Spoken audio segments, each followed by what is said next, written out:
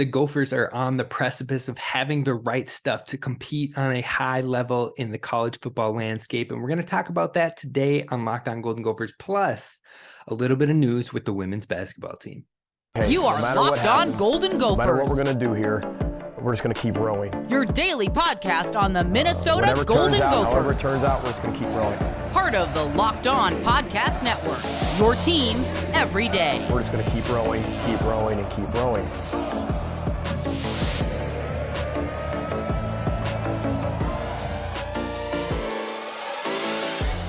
You're listening to Locked On Golden Gophers, part of the Locked On Podcast Network, your team every day. My name's Kane Rob, host of the podcast, former collegiate football video coordinator and recruiting assistant, here to talk Golden Gophers with you each and every day of the week, Monday through Friday. Today, we're talking a little football and a little bit of women's basketball as well. So definitely hit subscribe so you can stay up to the latest and greatest when it comes to Gophers daily news. And today, we're talking about the football team heavily and what they have been building upon. What are some of the most important positions, in my opinion, outside of the quarterback, and also what are some of the most important concepts that you can see from the highest level of competition last year and even the most recent years, looking at the football landscape. The Gophers aren't as far off as I thought they were, but there's still some things that need to be done in order to take the next step to try and compete at that level. We're going to talk about it today. So let's dive in. Let's talk about first, what is the most important position outside of quarterback, in my opinion. Then we'll talk about some of those deciding factors, some of the key statistics in which the top teams were a part of, and how far off were the Gophers in some of those categories. And then we'll close it with a little bit of women's basketball news and hearing that some of the girls are going to for sure be returning, which is big time.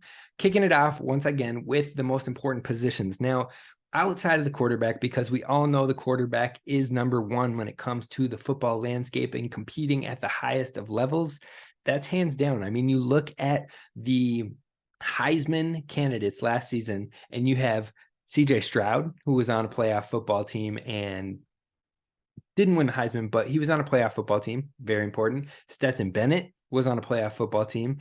Max Duggan was on a playoff football team. So three of the quarterbacks heading into the playoffs for college football, all were three quarterbacks in the Heisman conversation. It goes to tell you how important quarterback is. The fourth one has a young and up and coming quarterback as well in Jay McCarthy with Michigan. So it's not like he was not of a very good caliber. You need a really good quarterback to get there. Now, we believe we have a really good quarterback in Ethan Kaliakmanis. So hopefully that step, that achievement, that necessary piece is already in place for the Gophers. But what are the other really important keys? Well, one is absolutely, positively, no doubt about it, offensive line. Now, if you look at offensive line last year, offensive line play, Georgia was a top 10 team for both of the past two seasons in team sacks allowed, meaning their offensive line was not allowing their quarterback to get hit, to get sacked over the last 2 years. Last year, they were fourth in the entire nation in sacks allowed, with only 9 sacks allowed in 15 games played. That's right, 15 games, because they played their conference championship, they played the first round of the playoffs, and they played the national title game. So they played 15 games and only gave up 9 sacks across all of it. It goes to show you how important offensive line play is in this collegiate football level. Now, Minnesota's line play was really good last year, but we can continue to improve and get it better. Ohio State finished better at tied for 7th with only 12 sacks allowed. Minnesota wasn't far behind. They only had 15 sacks allowed, came in at 18th in the entire nation, in front of Michigan, in front of TCU, in front of Bama and the other high-tier January 6 bowl games. Minnesota's offensive line play has been really good. Now, we did lose 3 interior players, but the depth that we have been really growing and maturing and developing on the offensive line room for years, and now looking forward as well, I'm not worried in that department, and I truly think it will be a staple for years to come. But how can we continue to improve that? Well, we got to clean up the line play a little bit more, a little less sacks, and having a more mobile quarterback should also help in that department. So I anticipate the Gophers will stay at the top of this class, as the top of this group as well, and have more official high-tier offensive line play. So that's one ticked off. Quarterback, we hopefully got ticked off. But another important area was the defensive line. And this, my friends, is where the Gophers need the most improvement. Because although sometimes these other teams in the playoff categories, they could get scorched on the back end a little bit here and there from game to game. But what they always did was they had good defensive line play. They caused pressure and they caused havoc. They caught quarterbacks on the move. They got quarterbacks on the run. They got quarterbacks timing thrown off. So having that defensive line play is definitely a next step that the Gophers absolutely need. And you talk about it, you have the Michigan line, which was headlined by Maisie Smith and a couple others. You've got the Georgia defensive line, who we already don't have to talk about, guys like Jalen Carter, Nolan Smith. Those dudes are going to be potentially first-round picks, potentially first pick, maybe. I mean, it's those guys were the cream of the crop at the top. Ohio State has a couple different edge rushers off of the end. And so that edge rush, that defensive line, the creating the pressure, it's not even always getting the sacks, to be honest. It is having the pressure created and allowing the quarterback's timing to be messed with, even by fractions, even by hairs, even by bat downs. That is what is making the difference on the defensive level. And that is the step that the Gophers need to take. There are two big things that the Gophers need to take, and defensive line play is definitely at the top of that list. But those would be the most important positions in my opinion. When you're not talking about the quarterback, is in the trenches. Now, the Gophers have been really good on the offensive line and that side of the ball, but really having players step up, finding ways to get pressure to the quarterback on the defensive line is the next biggest step. Now, we took a step with a new defensive line coach. Hopefully he can bring that out of our guys. Otherwise, that needs to be priority one when it comes to the transfer portal, when it comes to recruiting, when it comes to next steps for the Gophers to continue to be on the rise and trying to get that upward trajectory. It is getting defensive line dogs, stalwarts, chaos creators. That is what the Gophers need. So those are the most important positions outside of the quarterback by a mile. It's not even close, but play styles were pretty important when it comes to the playoff contenders and even the New Year's Six Bowls. And we're going to talk about that coming up next and how far off are the Gophers? Because you know what? Surprisingly, if they can make some tweaks, they might be able to make some noise. And we're going to talk about that coming up next. First, I want to talk to you about our friends over at Built Bar, covered in 100% real chocolate, that goodness. And you know what? I want you to give it a try by going to built.com. Use promo code LOCKEDON15 for 15% off your order and try whatever flavor stands out to you. Give it one try, and I promise you're not going to be disappointed. It's good for you. It tastes good, and it really packs a punch. It tides you over. It's full of 17 to 18 grams of protein. That alone is a benefit that most protein bars can't even offer. And then on top of it, it's low in sugar with only 4 grams or less, and low in calories as well. Just trust me on this one. Take a shot. Get the grasshopper, get the salted caramel, get the cherry barcia, which is my go-to, as we know. Give it a try over at built.com, and use promo code LOCKEDON15 for 15% off. And if you really can't wait and you're like, all right, I'm going to give it a try. He said it, whatever. Go to Walmart, go to Walmart, Sam's Club, check it out. You're strolling there anyway. You're getting the bulk up on the groceries over at the Sam's Club. Get the Built Bar, give it a try. Let me know what you think. Gophers fans, thank you so much for listening to Locked On Golden Gophers and making us your first daily listen when it comes to Gophers sports. Now, we're talking about the trends of these teams that were playing in the high-tier bowl games, in the New Year's Sixes, in the college football playoffs. What are these teams doing that makes them special to get to that level?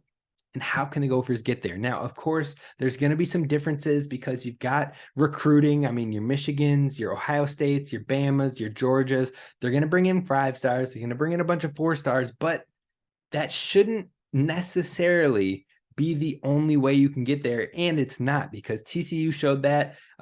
We've seen that with Cincinnati, with Coach Luke Fickell, who of course is with the Badgers. But beyond that, we've seen it happen on occasion. In fact, Coach Fleck has gotten to a New Year's Six Bowl with Western Michigan. So we know Coach Fleck can do it as well. But how do we get there? What are the differences? What are the tweaks? What are these TCUs, these Western Michigans, these Cincinnati's, what are they doing to get there? What is setting these teams apart? And that was what I dived into this week. And you know what? The one thing that absolutely you have to have is a balance in the offense. And you know what? We've been asking for it. We've been calling for it. We've been pleading for it, begging for it. You name it. We've been trying. And you know what? Hopefully with a new quarterback at the helm, with so much talent there, and with all the shifts we've been seeing, hopefully that is the next step to come in this 2023 season. But if you look at the playoff teams last year, passing is a very strong element for each one of those passing teams or playoff teams. Both Ohio State and Georgia were top 15 in pass yards per game. TCU was 39th and Michigan was 83rd. Now you might be like, whoa, Michigan was only 83rd. They ran the ball a lot. They were like 5th in rushing last year. So, I mean, look, you can do it running too. Hold that thought, because yes, you can do it running, but you still need to pass the ball.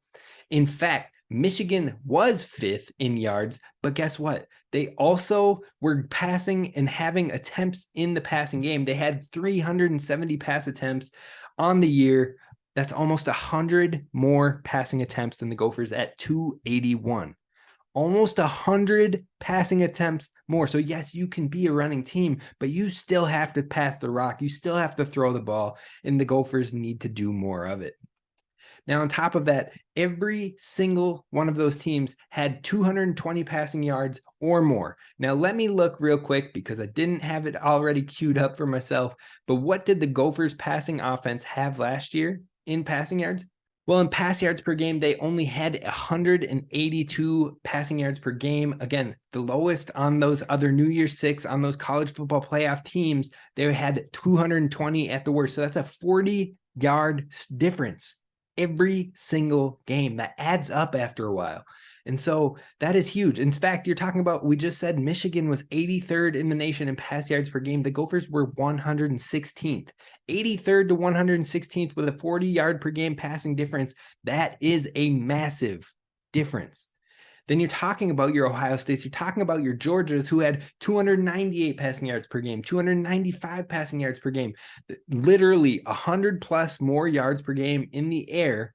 And it's not like they weren't rushing teams. It's not like they didn't find success on the ground. In fact, Georgia was still top 20 in rushing yards on the ground. Michigan, again, we said, was the 5th on the ground. You also had Tulane and Kansas State, both in New Year's Six bowl games that were, Kansas State was in front of the Gophers when it came to rushing yards per game, and Tulane was literally like 2 slots behind the Gophers. So they're still rushing the ball. And I'm not saying to get away from the rushing, but the Gophers have to, if they want to get to the next step, if they want to, when the playoffs go to 12-team playoffs, if they want to get to that 12-team playoffs, they have to pass the ball better. It's as simple as that. It definitely needs to happen. You don't have to get away from the run game. You don't have to stress away from the run game, but you have to pass the ball better. So that is a huge next step. Like we talked about, the defensive line play and passing the ball more. Those are the two things that are really holding the Gophers back, because when you look at the other categories, you talk about scoring defense. The Gophers were one of the best scoring defenses, along with Georgia, along with Michigan, along with the top teams. The Gophers were up there. You talk about time of possession. Georgia was number 7th in the nation in time of possession. Michigan was number 4 in the nation in time of possession.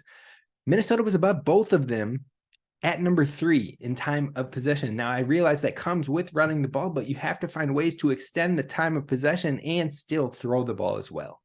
So they're in these areas where you like to see it. They're in the areas of third down defense and percentage, and being able to not only convert on third downs, but also stop third down conversions. The Gophers are up there with the best of them. They're up there with the best of them in scoring defense. They're up there in the best of them with rushing yards allowed and passing yards allowed. Now, they're up there in the top 20 to top 15 in those categories. Some of them top 5 in the categories. But the things that are holding them back is not being able to pass the ball or keep up in the passing game, along with these top tier teams, in the defensive line and the pressure that they create. Now, like I said, let's take a look at the playoff teams and the New Year's Six bowls. You look at it overall, and you're talking about those passing attempts. Michigan had 370. That was the lowest of all the New Year's Six and playoff bowl teams. Others were all above 400 when it came to playoffs. So TCU, Georgia, Ohio State all had 400 or more attempts. Again, the Gophers were at 281. Then you look at Bama, you look at USC, you look at Clemson, you look at Tennessee, all of them above 400 in passing attempts. Now, the running games weren't bad for these schools as well. But before I get to the running games, Kansas State, Tulane, the only two other schools in the New Year's Six games that I haven't brought up yet, they were at 379 attempts and 389 attempts. So every single one of these schools, every single one that you want to get to that type of level, the New Year's Six or to a college football playoff, every single program had 370 attempts or more. The Gophers are nearly 100 behind the lowest of those teams and 100 behind every single one of those programs besides one. 100 behind, not just behind, 100 passing attempts behind. We have to pass the ball more and have to find ways to generate success in the passing game. It doesn't have to be deep shots. We can get the screen game with the RB screen game, the tunnel screens to receivers, the tight end screens. You can get short little, but we have to pass the ball more. And hopefully with Ethan Kaliakmanis at the helm, we're going to do something like that. But let's flip it to the rushing side. Let's look at the rushing yards per game, because it's not like these teams were lacking, because the Gophers, although they were top in the rushing, they were 18th in the nation in rushing yards per game. They were 116th in passing yards per game. Too big of a gap. But you look at these teams, like I was just telling you, Michigan was 83rd and they were 5th in rushing. Tulane was 16th or 17th in rushing. And then they were, I believe, did I write it down here? Yes. They were like in the 40s or 50s when it came to passing. So they're still up there. They're still in the top 50s. They're still in the top 100s, but the Gophers are at 116. It's too big of a gap. So we have to find a way to find balance. I know that might seem repetitive, but look at every single one of these teams in the bowl games that the Gophers want to be in. And those are really the only differences, is the balance and the D-line. So those are the huge keys. Those are the things we need. Michigan, Georgia, Tulane, Kansas State, all top 20 in rushing yards as well with the Gophers. In fact, Kansas State and Michigan both had more rushing yards per game than the Gophers. Then you look at Ohio State was 32nd in the nation when it came to rushing yards per game, 15th in the nation when it came to passing yards in the game. Tennessee was 26th when it came to rushing yards per game, and they were in the top 10 when it came to passing yards per game. Bama was 30th in rushing yards per game. TCU was 31st in rushing yards per game. Penn State, 45th. Clemson, 47th. Every single one of these schools is still a top 50 program when it came to rushing yards per game, but they found a way to unlock it in the passing game. That is the next step. That is it. Plain and simple. And the Gophers need to find a way, and that will be something we discuss over this offseason. That will be something we look into as we watch these spring practices, as we watch the spring game, is how is the passing game incorporated, involved, and stepping up. That is what I wanted to talk about with the Gophers football team today, but we do have a little bit of news to talk about with the Gophers women's basketball team to wrap this thing up, and that is coming up next. First, a message from our friends over at FanDuel.com. Now, we know that it's the midpoint of the NBA season, and it's the perfect time to download the FanDuel app, which is America's #1 sportsbook, because new customers get a no-sweat first bet of up to $1,000 back in bonus bets. It's on the simple, safe, and secure app, which are the 3 S's you love to hear when it comes to a new app, on the FanDuel Sportsbook app. So give it a download. You can bet on the money line, the spread, the total, the player points, you name it. They got it over there. They've also got same game parlays to try and advance those winnings for you. Don't miss a chance to get your no sweat first bet over at FanDuel.com/lockedon. Again, that's FanDuel.com/lockedon to learn more. Make every moment more with FanDuel, official sports betting partner of the NBA.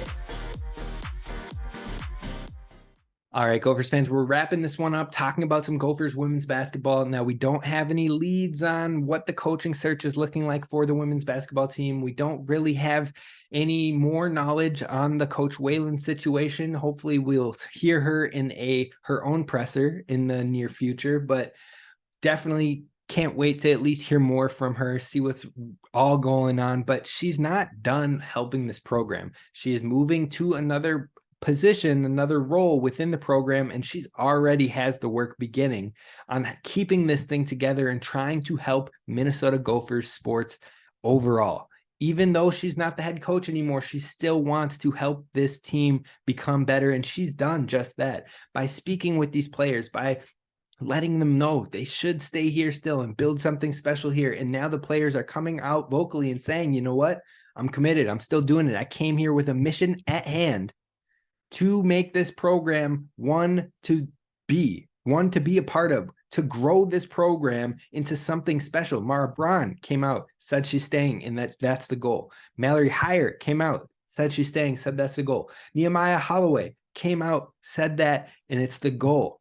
Hopefully we'll hear from Amaya Battle. We'll hear from Katie Borowicz. We'll hear from Rose Mashah, who will be a big name the Gophers need to keep here in Dinkytown to continue to build something special. But it sounds like these girls are all in. It sounds like these girls are ready to continue building and help keep this foundation going. And Lindsay Whalen was absolutely a part in that. If you think that she wasn't, I'm sorry, but you're just fooling yourself, because Nehemiah Holloway literally posted saying that this was her dream coach who she wanted to play for, and she doesn't even get that chance now. She doesn't get that chance because she had a season-ending injury and didn't get to play in her freshman year. So if you can see that, but she's swallowing her pride, she's saying, I want to build something. I want to be here. And she's saying that, you know what? Coach Lindsay Whalen is in my circle and a part of my life and a part of my values forever. And I listen and I hear what she's saying, and I want to build something special here in Minnesota, in my home state. I'm locked in and ready to go. Look, Coach Whalen could have easily just said, do what's best for you. Go out there and compete. You know what? You proved that you are a dog. You proved you're a hooper. You proved you can score. You proved you can rebound. Go do it with the best of them and go win a championship. She could have said something like that, because I guarantee you the championship level teams would have wanted her. The Indianas, the Michigans, the Iowas, they would have looked at a player like Rose Mashah. They would have looked at a player like Mara Braun. They would have looked at a player like Mallory Hyatt. Absolutely. Now, would every one of them offer them a scholarship? No, but they would have had a couple contenders at their door ready to offer them if they hit the portal. Coach Whalen could have said, go for it. But she was like, no, you set here to build something special. And even though I won't be at the helm, you can still do that. You can still build something that people will remember for years to come. You can still set the foundation to help this program be those upper tier programs, be South Carolina, be a Tennessee, be a UConn. Now, is that going to happen in one night? Is that going to happen in 1 year? Absolutely not. No, not a chance. But to start it now, start the process of winning and building a winning culture and a winning mindset and a winning program for girls basketball here in Minnesota, that can start now. And it takes those players coming back. It takes commitment. It takes the will, the drive, the want, the desire, and knowing that this program has to go all out on this next hire.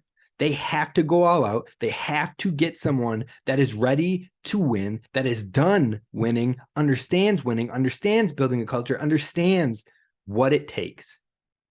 Now is the time. Now is the breaking point in Mark Coyle's decision-making when it comes to athletic director and hiring for the Hoops basketball team for the women. Now is that last chance. Now is absolutely the moment. You have the foundational core group of players. You have the youth. You have players bought in, ready to make this thing big. It's on you. Make the right call at coach. That's all I got. That's the news. It is great to hear these girls are coming back. Hopefully we will hear word on Rose Mashah. I believe Amaya Battle will be back. She said after the tournament that she already signed a lease and she's locked in with these other freshmen ready to get it. Well, the other three said they're staying. So I would assume that she also would stay. So Rose, Katie, what's up? That we got to hear on those two, and then we'll see where we go from there. But it's going to be a ride, and hopefully it's a good ride, a ride to the top. Adrenaline rushing, ready to go. We're getting there. But the Gophers women's basketball team, now is the time. And Mark Coyle, we need the right coach now. You've got support from Lindsay Whalen still. You've got support from the freshmen. Now it's on you. Got to do it. That's going to do it for us here at Locked On Golden Gophers. I appreciate you listening. I appreciate you taking the time. Hit subscribe. Let me know your thoughts. What do the Gophers football team need to do to get that passing better? What do we need to do on the women's side of things? Is Rose Mashaw going to stay? Put it all in the comments. I want to hear what you got to say. This is Kane Rob signing off. See you later. See you tomorrow. Brother Boats, Kaima. Go, go.